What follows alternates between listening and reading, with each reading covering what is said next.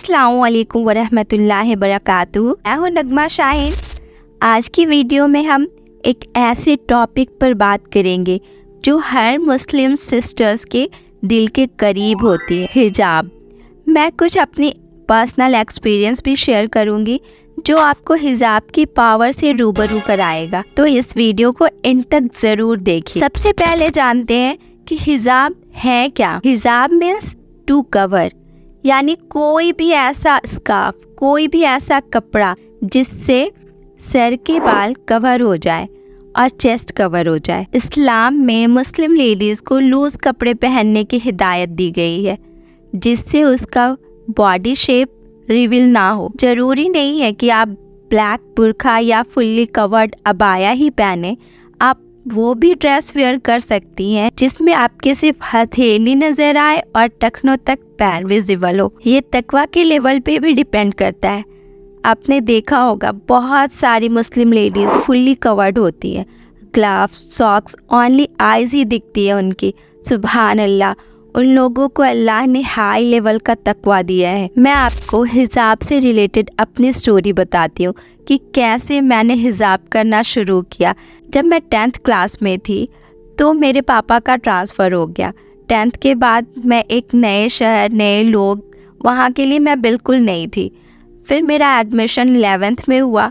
वहाँ पे coaching classes करने पड़ते थे। मेरे साथ आने जाने के लिए कोई मेरे फ्रेंड्स नहीं थे वहाँ पे, तो मुझे अकेले ही रास्ते में आना जाना पड़ता था। मैंने महसूस किया कि मैं जब रास्ते में आती जाती हूँ तो मुझे कोई लोग फॉलो कर रहे होते हैं, और ये कोई एक इंसान नहीं, अलग अलग लोग होते थे। तो मैं बिल्कुल डर जाती थी, तेज़ तेज़ कदमों से अपने घर की तरफ भागती। मैंने अपने घर वालों को बताया कि रास्ते में कुछ लड़के मेरा पीछा करते हैं, मुझे ट्यूशन नहीं जाना है। फिर उन्होंने मुझे समझाया, बोले चलो मैं तुम्हें ड्रॉप और पिक करने आ जाऊंगा। कुछ दिन उनके साथ ही आती जाती रही, लेकिन कितने दिन वो मेरे साथ जाते, उनके भी तो अपने काम हुआ करते। फिर अल्लाह ने मुझे रास्ता दिखाया। सडनली मेरे मन में आया कि मैं हिजाब लगाऊंगी, और मैंने हिजाब लगाना शुरू किया।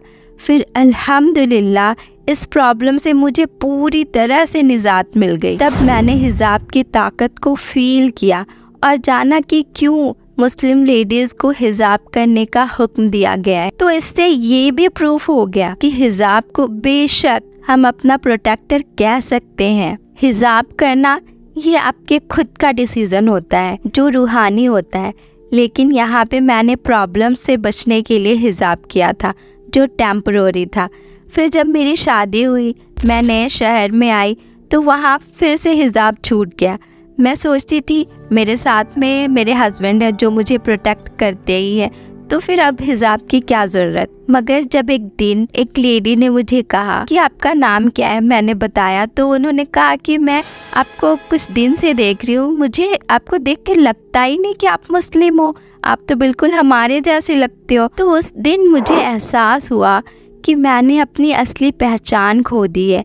ये मेरी ज़िंदगी का टर्निंग पॉइंट था।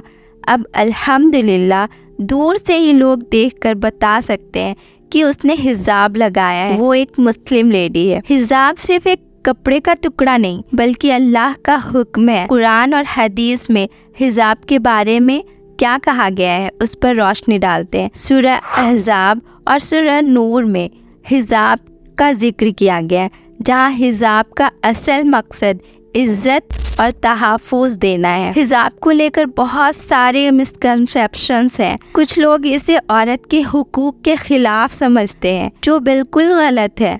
हिजाब एक एम्पावर्ड औरत की पहचान होती है कि उसने दुनिया में दीन के हिसाब से चलना सीखा है। हिजाब का सबसे बड़ा फ़ायदा आखिरत में है।